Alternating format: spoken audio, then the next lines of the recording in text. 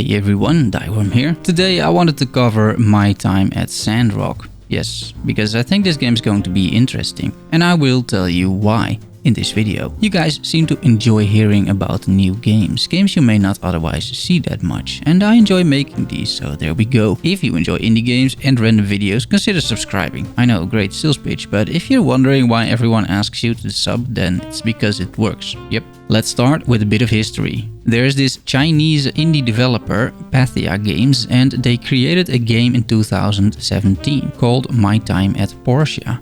In this game, which I played quite a bit actually, you're arriving on a small boat at Portia. It's a small town with big ambitions, and to realize those ambitions they need you, because you are a builder, a crafter, an adventurer. You can fulfill a whole bunch of contracts, you can keep improving your own home and workshop, you can become a master builder, a person of renown around Portia, and the way you do all of this is by crafting and building. My Time at Portia is a very casual building game. It is super relaxing, and what I always enjoy about these building games is that it comes with a sort of innate system of progression. You start out with a crappy house with broken wooden floors, and your first task is to make some tools, cut down a few trees, fix the floor, and then you can put in some furniture. Slowly but surely you turn your small house into a self-sufficient mansion with a garden, animals, and you can basically go crazy with how much you want to expand. It is your workshop, your base of operations, and it's only getting larger. This progression over time I find very enticing. Another game that has a similar loop is Valheim, and I think it's one of the reasons that it was so popular. It's a game that literally shows you the effort and all the work that you put in terms of buildings or a village or a Viking town or something like that.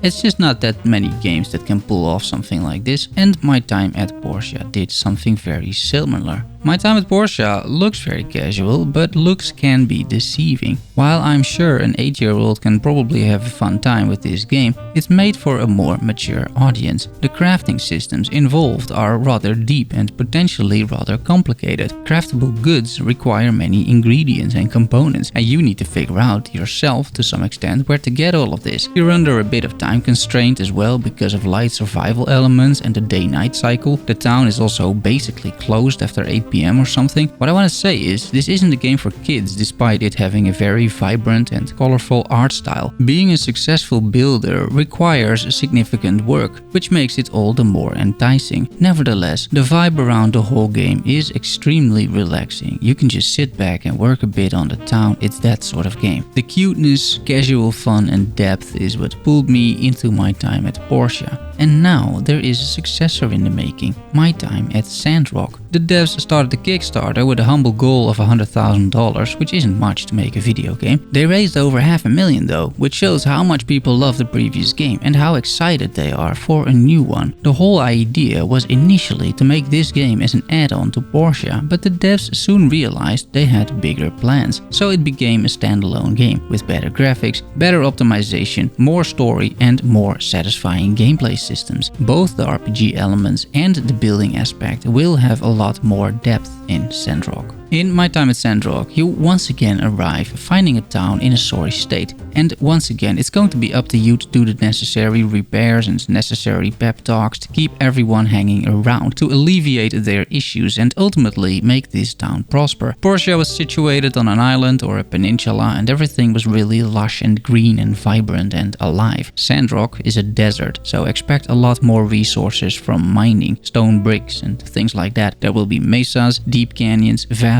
deserts, endless salt plains, breathtaking ruins and more to explore, according to the devs. I think it makes for an interesting change. I expect a lot less trees to be cut down and a lot more mining, for example. And relics left behind by something or someone also play a big role here. It should shake up the building meta enough to feel like a fresh experience, although the core gameplay loop, which is getting a quest, gather and build, will not really change most likely. It's time to have a look at the feature list. The game will have multiplayer in one way or another. Farming gets a bit of an overhaul, making the farmed materials more useful. In Portia, they were mainly sold to vendors. Relationships now don't only lead to potential romances, but also provide additional content. content like perks, quests, or even assistance. The enemy AI is going to be a bit smarter, skills level by using them, which I really like in RPGs. There are some mini games which I really don't like in RPGs. There will be dynamic weather, static holidays that make NPCs behave differently, more elaborate cooking, a whole heap of dungeons to explore, and last but not least, animal husbandry. Catch and tame animals like in Valheim. That's just great.